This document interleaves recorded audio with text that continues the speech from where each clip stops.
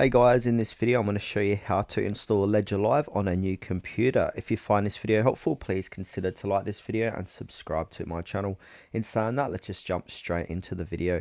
Okay, so first step is open up a web browser and head on over to ledger.com. Now once we're on their main page here, you want to go ahead and click on the apps and service tab or hover your mouse over and then click onto the Ledger Live, the all-in-one crypto wallet app and DeFi gateway.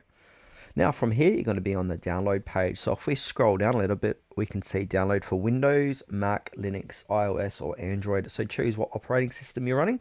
I'm using Windows, so I'm going to go ahead and download for Windows. Now that should automatically download once you click it. So if I check my downloads on the top right, you can see I'm downloading it. It's about 130 megabytes in size, so make sure you've got enough room on your PC for that.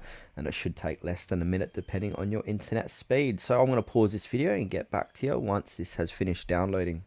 Okay, so it has finished downloading. If it doesn't appear here, go to your download section on your computer to open it up.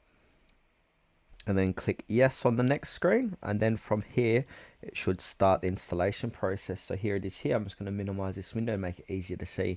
So now choose your destination folder. And below that, there is space required. So you need at least have 390 megabytes. So I'm going to go ahead and click on install. Now this is going to install it onto my PC. So just give it a little bit to run. All right, so we have completed the Ledger Live setup. So I want to go ahead and click on Run Ledger Live.